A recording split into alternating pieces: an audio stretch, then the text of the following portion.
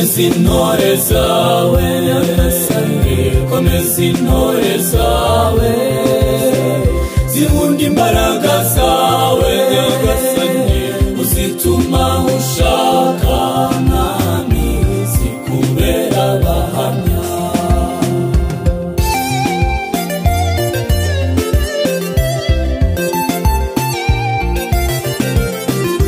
nyagasani mana ni wowe witorera uhamagara bushatse kubatuma ushaka mwami bakagukurikira komeza intore zawe nyagasani komeza intore zawe zihunda imbaraga zawe nyagasani uzituma ushaka mwami zikubera abahamya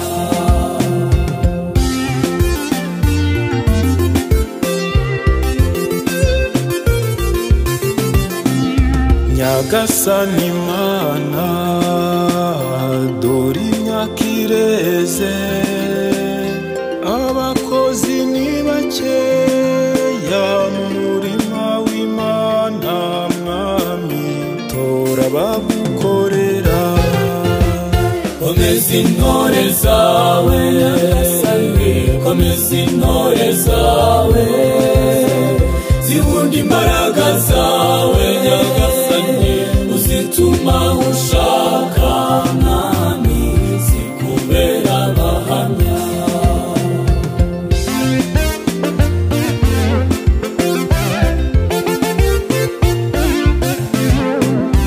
nyagasani mana tuma abo watoye bohereze ku isi hose bavuge inkuru nziza mwami umenywe na bose komeza intore zawe nyagasani komeza intore zawe zihunda imbaraga zawe nyagasani uzituma ushaka mwami zikubera abahamya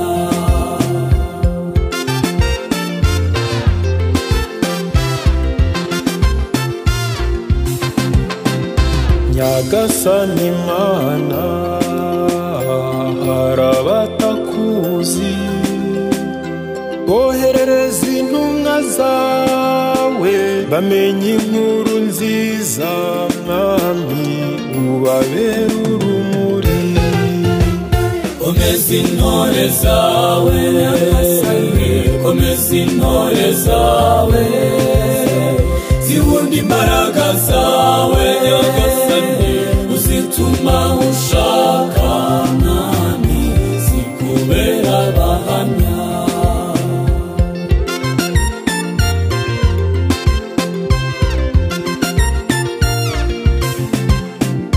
nyagasani mana intumwa watoye zikomeze ziba intwari mu ngorane z'isi mwami zitagwa mu bishuko komeza intore zawe nyagasani komeza intore zawe zihunda imbaraga zawe nyagasani uzituma ushaka mwami zikubera abahamya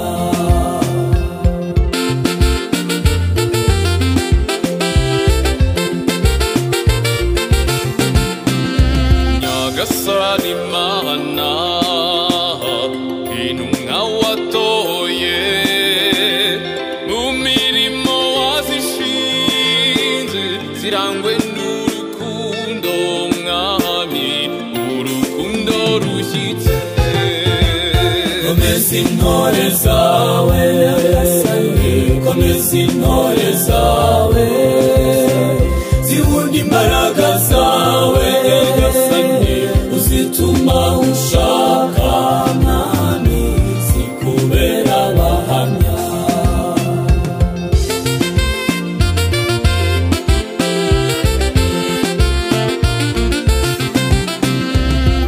nyagasani Mana ni wowe rukundo urubyiruko rw'u Rwanda rukere kukwiha mwami urutuma aho ruri komeza intore zawe komeza intore zawe zibunda imbaraga zawe uzituma ushaka mwami zikubera abahamya.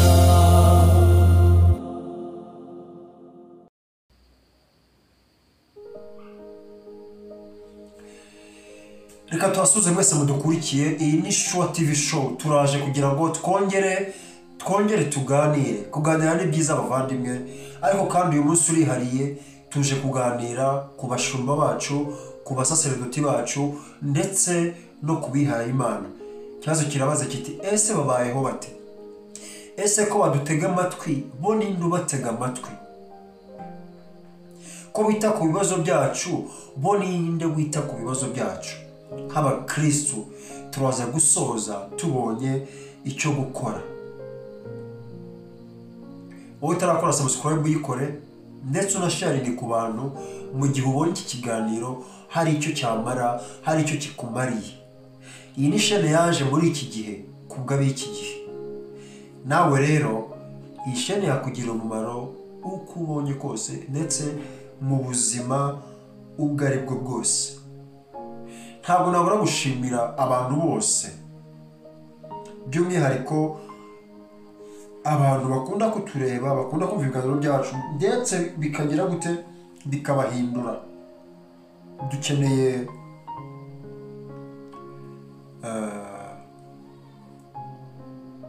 isi ikeneye abigisha, isi ikeneye abahamya, ntabwo ikeneye abigisha. Dukeneye kureba imico yawe gusa tugahita twiga. Dukeneye kwigisha kuvuga gusa ntacyo bimaze, ahubwo abantu banze mu buzima bwanjye nitwara gute. Icyo kibazo ndakikubaza nanjye ndakibaza.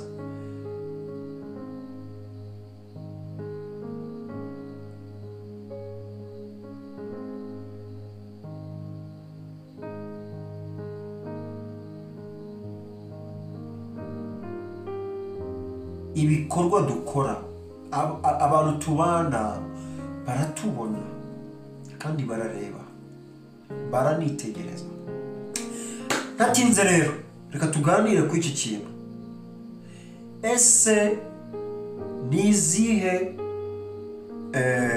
abasaseredoti bacu amakuru yabo? Ese ko batwitaho? Ese bo ninde ubitaho? Ushobora kuvuga uti ni Imana ibitaho, ariko ndagira ngo mbwire ngo Imana burya inyura mu bantu.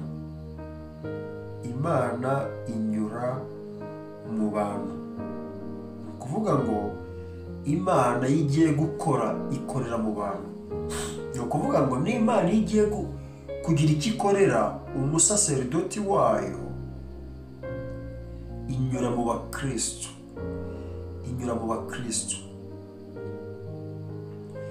Ese abasaseredoti ko batwitaho buri munsi nta kindi baba batekereza, ni abakristo, ni abakristo.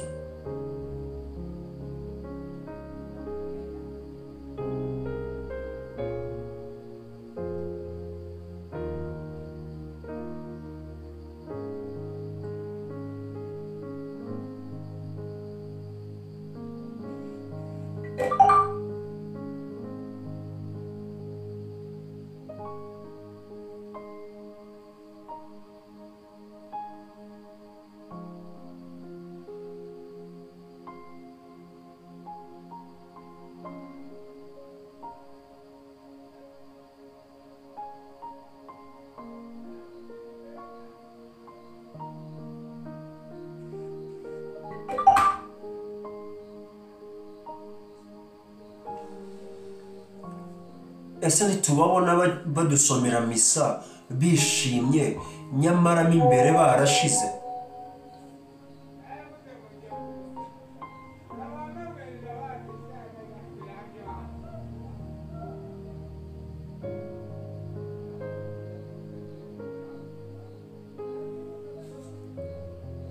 birababaje kuba uri umuganga uvura abandi nyamara we warwara ukabura ukuvura.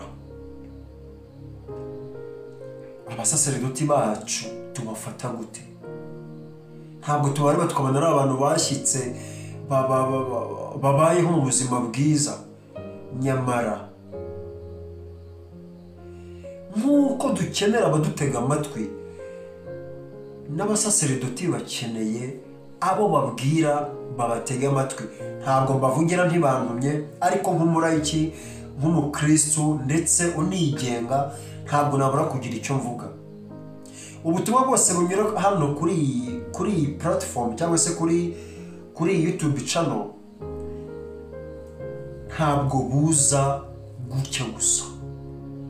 Hari impumeko iba yanjemo kugira ngo tubiganireho.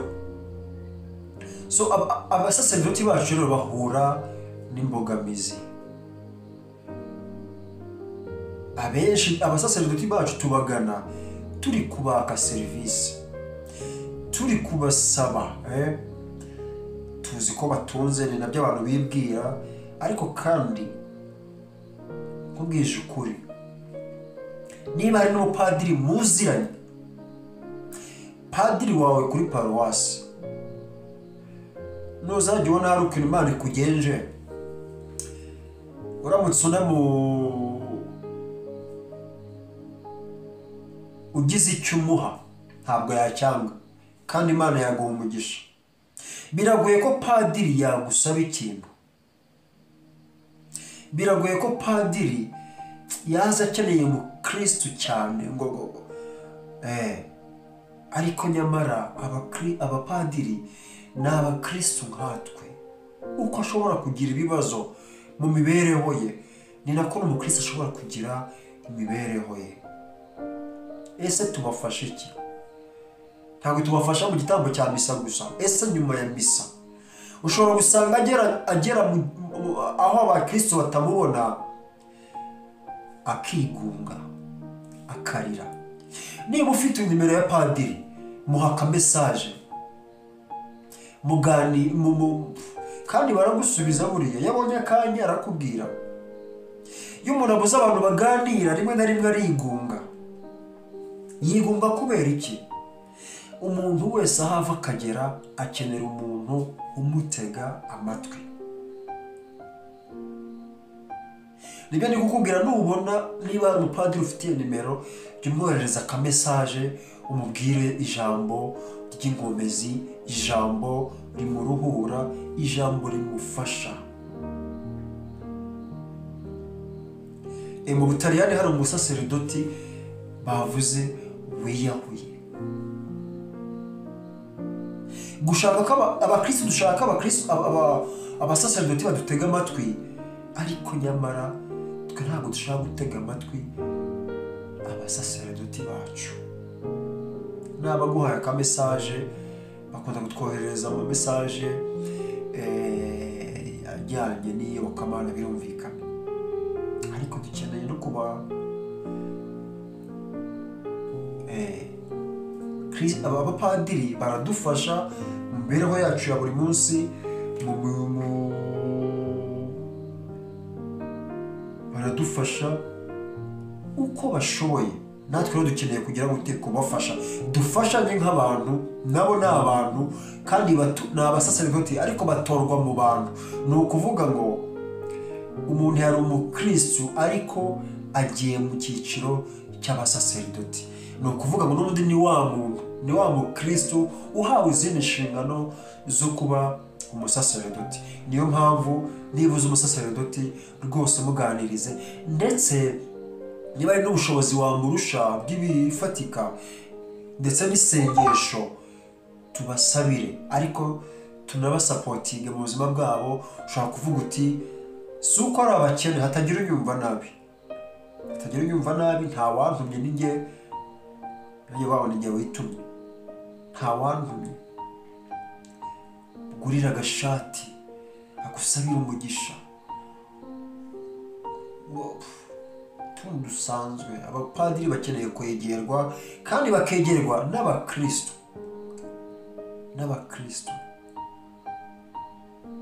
birumvikana ashobora kuza imbere yacu nk'abakristo ntagaragaze amarangamutima ye akadusekera. Ni nka kwa kundi umubyeyi adashobora kuririra imbere y'abana, agerageza guseka ariko yagera mu cyumba cye amaze gushyiraho urufunguzo agaturika akarira. Bavandimwe, ntitugatuma abapadiri bacu bigunga kandi duhari, ntitugatuma abasaserdoti bacu bagira ibibazo kandi duhari, nitwe bo kubatabara. Ese wakwibaza uti ese uwo mupadiri mu Butaliyani wiyahuye yazize iki? Kwita ku bantu ntibakwiteho. Bavandimwe, abapadiri bacu baba bariyemeje umurimo ukomeye, mureke tubafashe mu butumwa bwabo, cyane cyane ko ari nabyo kiliziya idusaba. Turaje mu kanya tuganire ku kintu gikomeye cyane. Ese imbogamizi bahura nazo ni izihe? Ndetse tunarebe niki dushobora kubakorera kugira ngo batuyobore inzira y'Imana bishimye, ariko natwe tubeho hari icyo tumariye abo basaserdoti.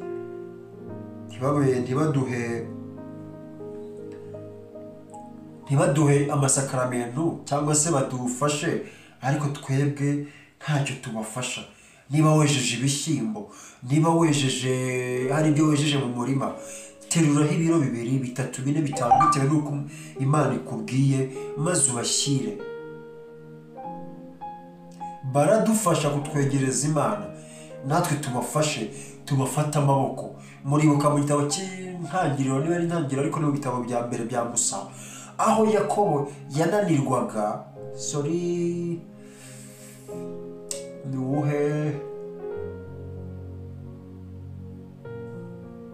Aburahamu, aho urubango yagombaga kuba yamanitse amaboko hejuru.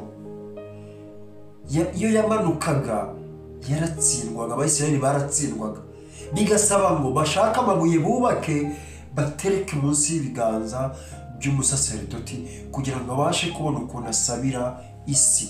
Ese tujya twibuka gusabira abasaserdoti?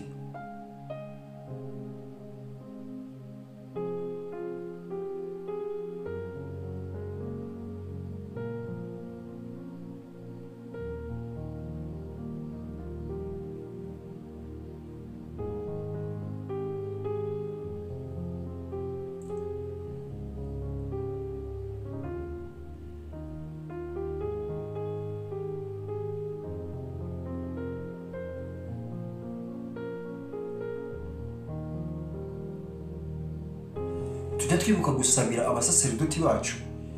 Reka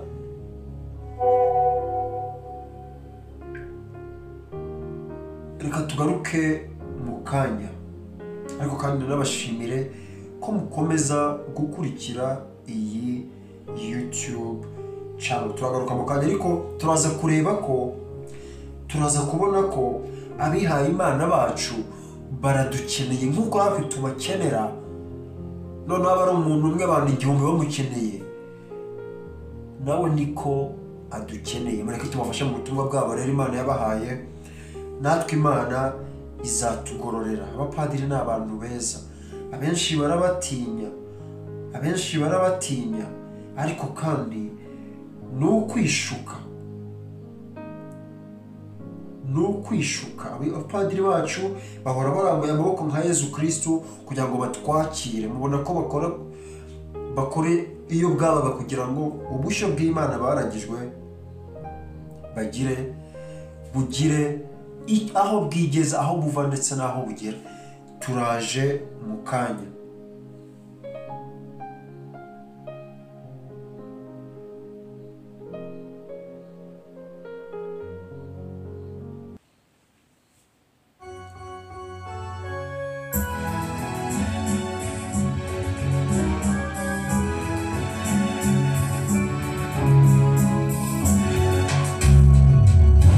Sani kura usawa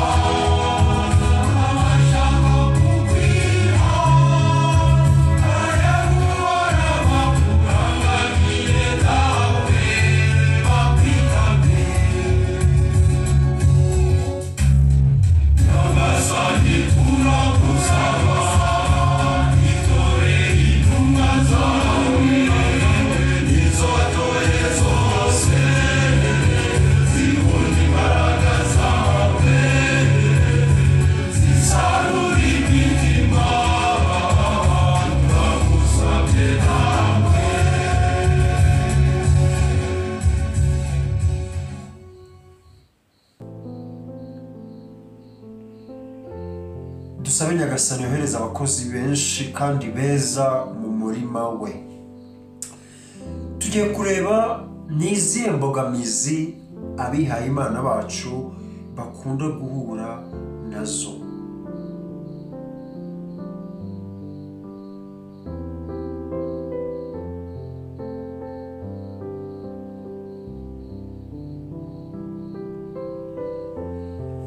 Ikintu cya mbere nuko mbega nibyo natangiriyeho, kudategwa amatwi. Aho kugira ngo tubegere turabahunga.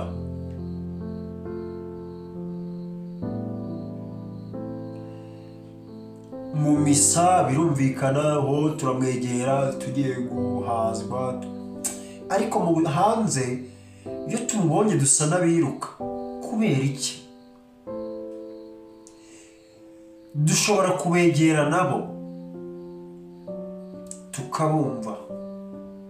Nababwiye umupadiri wiyahuye mu Butaliyani, mujye kwa Padiri Dominique Mundere, yakoze ikiganiro. Umusaseredoti agera igihe cyo kwiyahura, byagenze gute?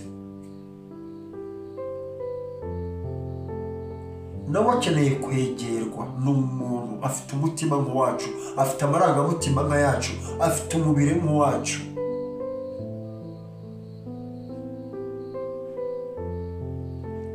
Mureke dufate abasaseredoti bacu neza. Niba ufite akanimero ke, jya umwohereza akamesaje umubwira uti Imana iragukunda, cyangwa se umuhe mesaje imukomeza mu butumwa arimo. Ubutumwa arimo ntibworoshye nk'uko na nyirabwo atoroshye. Yezu Kristo niwe wamuhamagaye ndetse amushinga n'uwo murimo, azi neza ko utoroshye. Impamvu dukwiye kubasabira isengesho ndetse tukanababwira, tukanabohereza amajambo rwose mu gihe bagize nk'iyubire ubusaseredoti, igihe hari umunsi mukuru runaka, tubafashe tujye tunabashimira kuko bakora umurimo ukomeye ariko kandi mwiza ndetse unakomeye. Icya kabiri, abasaseredoti bacu baba muri kuva. Ese wari wagera muri kuva? Nk'uko umukristo akenera gusura iwe mu rugo, n'abapadiri dushobora kubasura muri kuva aho batuye. Baba bafite salo aho bakirira abakristo. Dukwiye kujya twitoza kujya kubasura mu macumbi yabo. Hari amacumbi y'abapadiri aba yubatse, ushobora kugenda ukabasura, biba byemewe n'abantu nkatwe. Ndetse no mu rugo iwabo niho mushobora kuganirira neza n'ibirenze ibyo. Nyamara twatojwe kubatinya. Kera padiri yari atinyitse, na n'ubu aratinyitse. Ntabwo ari ugutinywa nko kuoya, ni ugutinywa igitinyiro cya Kristo. Ahagarariye Kristo. Dusura abapadiri bacu muri kuva, misa nirangira umusuhuze, muganire ibisanzwe, gutyo gutyo.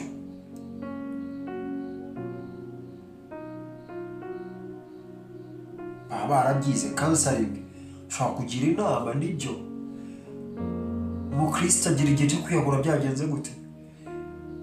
Dufite abasaseredoti bacu, dufite abaganga, dufite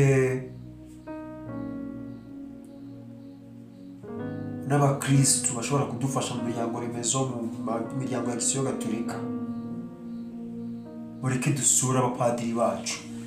Reka dusura abapadiri bacu, ni abacu ngo tubafashe. N'Imana yabaduhaye, n'Imana yabaduhaye, mureke tubafashe. Icya gatatu, ni inshingano zishobora kumubana nyinshi. Izo ni imbogamizi. Ubutumwa bwa paruwasi rimwe na rimwe buragutse, ariko abakristo dushaka gutererana padiri ngo ibyo bintu ngo ni ibya padiri, ngo n'abapadiri ngo babitorewe. Oya, natwe turi abasaseredoti ku bw'abatisimu. Tugomba kugira icyo dukorera kiliziya yacu. Ntabwo dukwiye kurebera. Rimwe na rimwe tubiharira abandi, abasaseredoti, abihaye Imana, ababikira. Kubera iki? turasabwa kwegera abapadiri bacu mu butumwa barimo. Kuri paruwasi habaho ibintu byinshi, barahinga, gusukura kiliziya, gutera indabo, mbega hari imirimo myinshi kuri paruwasi ushobora gufasha abapadiri. Nitubareka bazananirwa, kandi nibananirwa tuzatsindwa.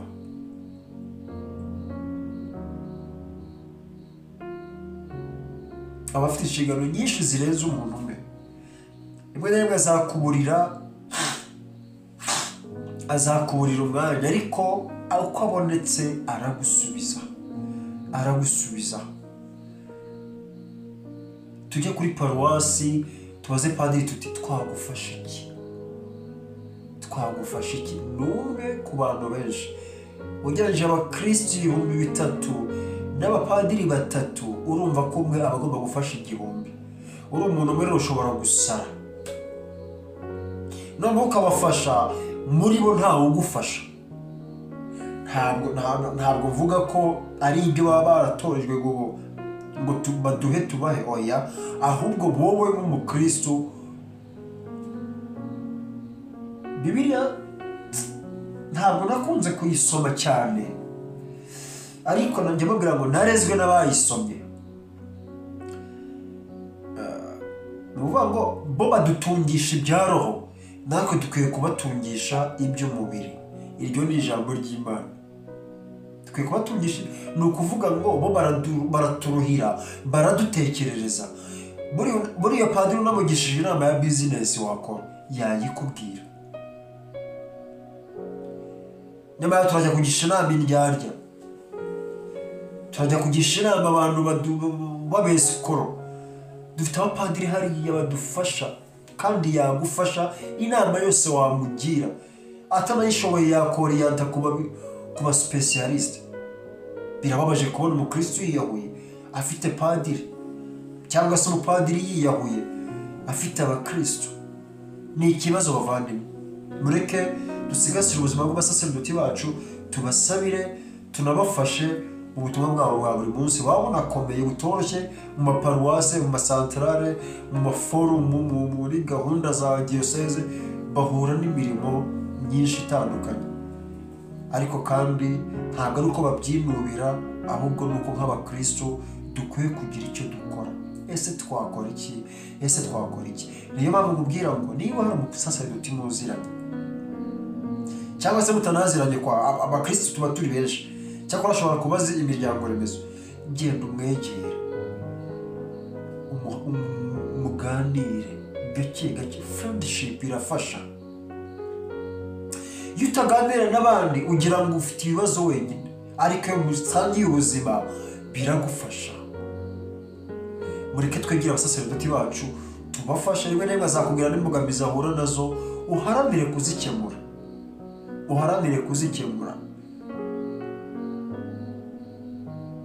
Niba uri umumotari, padiri akeneye kujya muri santarare, wenda mazutu yashize, mutware. Hari umupadiri kuri paruwasi ya Mushaka, abahazi, ni muri diyoseze ya Cyangugu. Hari igihe yagendaga n'amaguru agiye kuri santarare ya Giti, abahazi. Ni ukuvuga ngo agafata igikapu cye kirimo imyenda ye n'ibyo ari bukenere, akagenda kuri santarare rwose n'amaguru. Abakristo bamubona bakiruka. Urahura na padiri ukiruka, padiri ni igisimba. Padiri aragutwara iki? Uba wiruka wikambwa iki?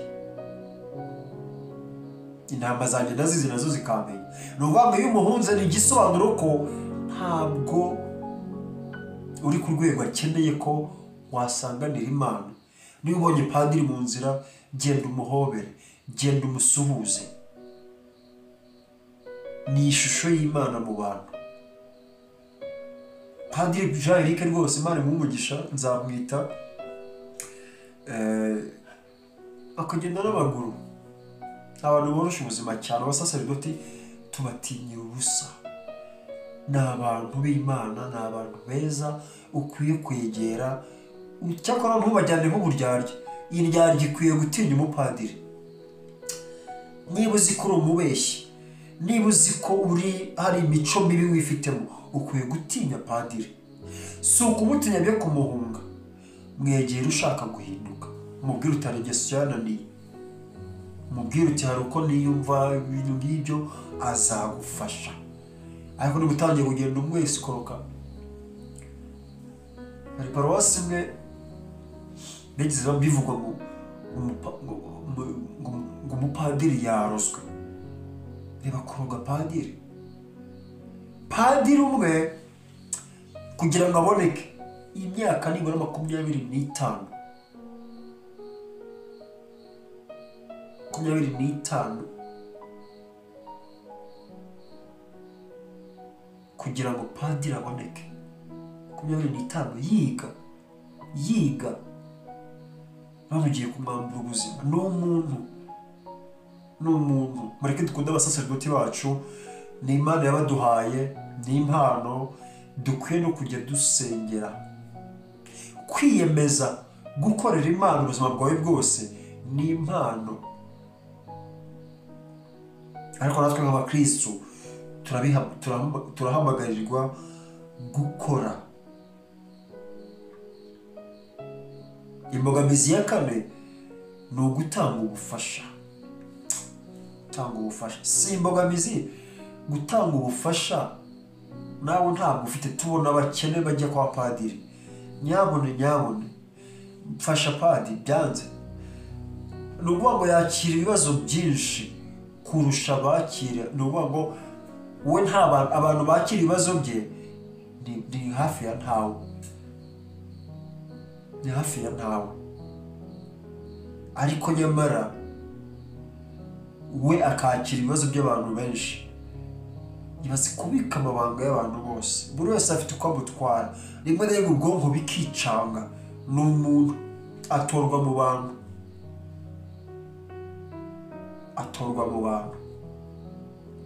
Mureke tubegere abasaserdoti bacu,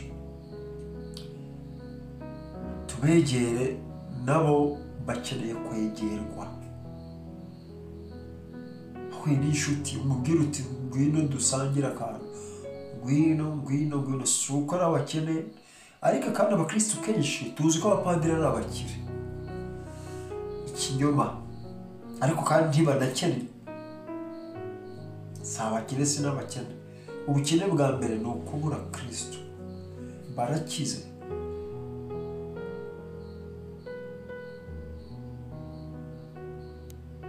Kristo niwe bayobotse, niwe nzira, ukuri n'ubugingo.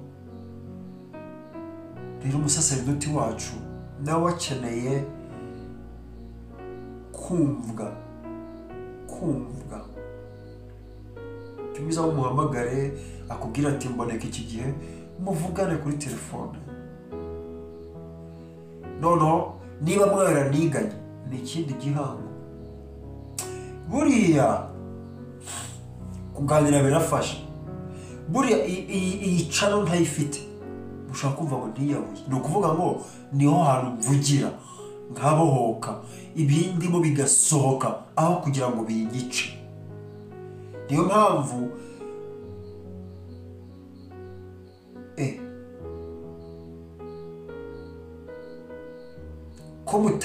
ko mutegura ubukwe, ninde uratumira padiri mu bukwe? Presence uzaba uhari. Ninde aduha misa akigendera akadushyingira? Kuki utamutumira mu bukwe abasa guhakanira? So n'abantu nkatwe rero mureke tubafashe. Icya gatanu rero aricyo cya nyuma, nategura ibintu bitanu.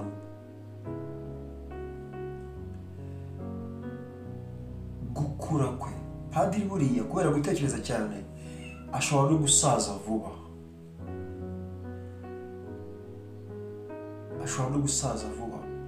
Akeneye kubalansinga ibibazo bye,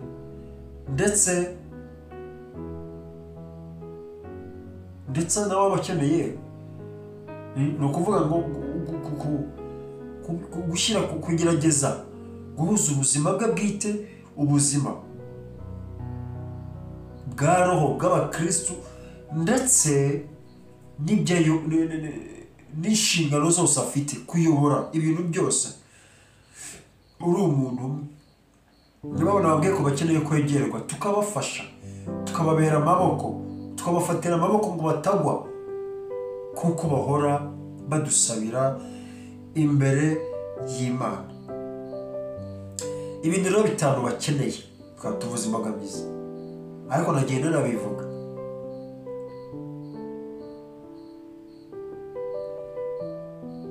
Bakeneye emotional support, bakeneye guidance, therapy ndetse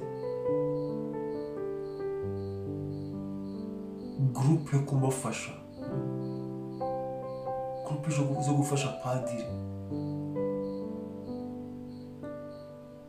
Ushaka kwegeranya muri abantu 10 tumukorera akantu akeneye therapy, akeneye kuvurwa. Padiri ajya mu bitaro ntitumusura, ntabwo tumenya niba yararwaye, ntabwo tumenya ko padiri wacu yarwaye. Twanabibwirwa mu rusengero ngo Imana iramukiza cyangwa se ngo ababikira baramurwaza. Wewe kuki utarwaza padiri ukamugemurira kwa muganga? Padiri yarwaye bigenda gute? Ese yahuye n'ihungabana bigenda gute? Akeneye kujya kwa muganga, akeneye gufashwa. Bitabaye ibintu no muri iyi si imeze gutya, bazumva abantu byarivanze. Icyambere akeneye gufashwa mu byiyumviro bye, tukamufasha kugira ngo atavaho yiheba. Ese abantu ndi gufasha none uzi kwigisha abantu ukabona nta gihinduka, biramurya. Ese ndi kuruhira iki? Kwigisha ukabona ntacyo uri gufata, imicira cyari yayindi, abantu baracyaho ibyo bigisha wapi ntibabyumva. Ariko ubundi inyigisho ya padiri nyuma bukeye bwaho, inyigisho wikiyoka. Reka nceceke ntangire ibyo nkomeretsa, ariko mureke dufashe abapadiri bacu mu butumwa butoroshye bafite. Icya kabiri bakeneye kuyoborwa nabo, bakeneye kuyoborwa. Padiri ntabwo azi byose, padiri si byose, ntabwo azi byose, si Imana. Ushobora kumubwira uti padiri nyura hano, arumvira pe.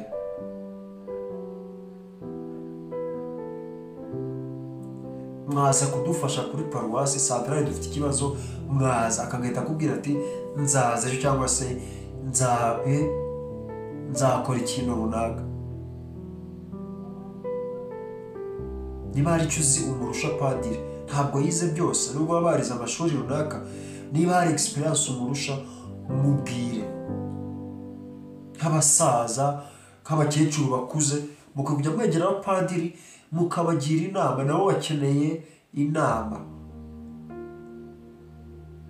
nabo bakeneye inama, Cya gatatu bakeneye kujya gukomeza amasomo. Nubwo abasoje kwiga ariko akomeza kwiga, n'abakristo baramwigisha. Ushobora kumwigisha nabi,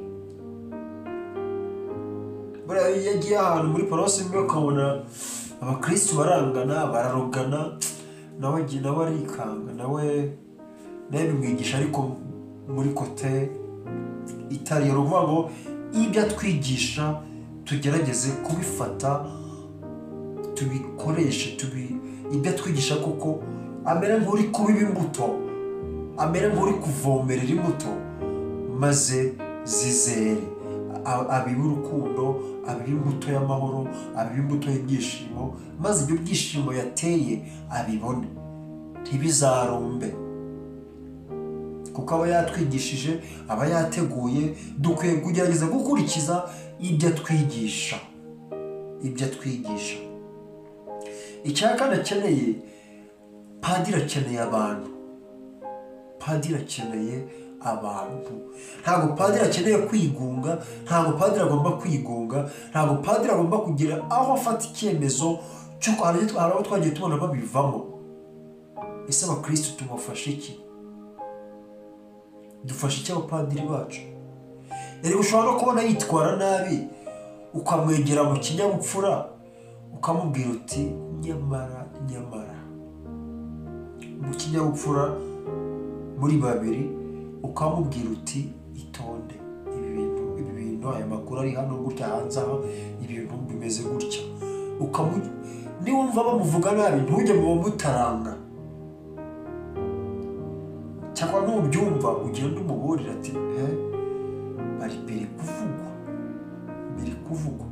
Ni abantu nkatwe, ni abanyantege nke nkatwe, bakeneye gusabirwa. Bo ni n'abanyantege nke cyane kubera ko bo bafite imirimo myinshi mu mbaraga nkeya. Nyamara abakristo tugomba kwiyicarira tukigumira mu rugo, bya paruwasi n'ibya paruwasi. Oya, ntabwo ari byo. Dukeneye gufasha abapadiri bacu ndetse n'abafurere n'abihaye Imana bose muri rusange. Niba mugira icyo mupfana, umubyeyi umara umwaka atarasura umwana we w'umupadiri, umubyeyi we tumwite gute? Niba ufite mukuru wawe w'umupadiri, ni gute umara umwaka utaramuvugisha? Niba ufite padiri murumuna wawe, niba ufite murumuna wawe w'umupadiri, gute umara umwaka utaramuvugisha? Niba ufite mukuru wawe wesenge neza, nabo bafite amasano, ni gute utamuvugisha kandi mufitanye isano? Ntabwo kuba agiye kwiha Imana ntabwo acitse mu muryango. Ni ukuvuga ngo nawe niba ari ikirori kigiye kuba mu rugo cyangwa se ubukwe, nawe akwiye kuza agaparitisipa, aracyari mu muryango. Inshuti mwarakundanaga mbere, akiri umunyeshuri, akiri umufuratiri, none abaye padiri umucitseho.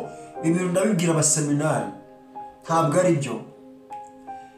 Twegera abapadiri bacu, tubafashe, tubakomeze mu muhamagaro wabo nk'uko natwe badukomeza mu muhamagaro tuba twarafashe. Twegera abapadiri bacu, tubafashe. Icya gatanu, bakeneye kwitabwaho, ari nacyo nsorezaho. Bakeneye kwiyitaho. Padiri agakora agasiporo, niba ari ikipe y'umupira w'amaguru bakikinira kuri paruwasi, abona kuba hari ikibuga, bagakora agasiporo.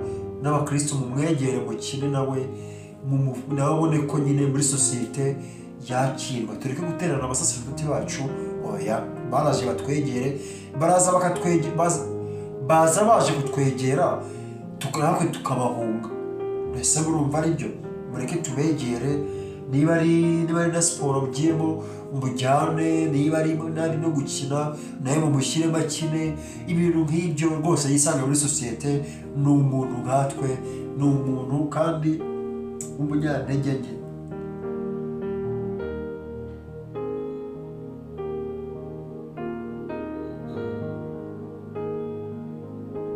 Niba ufite ubushobozi runaka, gira icyo ukora. Kubwo nawe akenera isabune, nawe akenera, ushobora kwibwira uti padiri niwe ubikora cyangwa se musenyeri arabafasha, ariko sibyo. Kora inshingano zawe, ibintu birekera abandi. Ikintu nicyo kiriziri kuzira, ngo ibi abandi barabikora. Ibaze paruwasi yose itekereje nkawe, ati barabikora. Baravuze urugero, muze gukoropa paruwasi, cyangwa se nituva mu misa nihumuza turaterura intebe tuzijyana ahandi. Buri wese agatekereza ngo abandi barabikora. Icyo kintu cyakorwa? Wivuga ngo bafashwa na musenyeri. Oya, we kora ibyawe, ugabana umugisha wawe. Basaserdoti mubyumva rero, ntabwo nimutwegere, nimutwisanzureho, nimuze mutuganirize mu magurupe ya WhatsApp, muvuge mu buzima busanzwe, mudusure mu ngo zacu. Ndetse uri n'umukristo uri ukuza ukabona inzu yawe urayubatse iruzuye, ukwiye guhamagara padiri akayiha umugisha. N'utuntu ibintu bibi tubentegere muri sosiyete, ntibaba abantu baba ukwabo, ahubwo tugende tubasure, tubafashe, tubakorera amasuku. Si uko badashoboye kuyikorera, tuborohereze zimwe mu nshingano bafite kandi zikomeye. Ntabwo nasuza rero ntabashimiye mwese kugira ngo komeze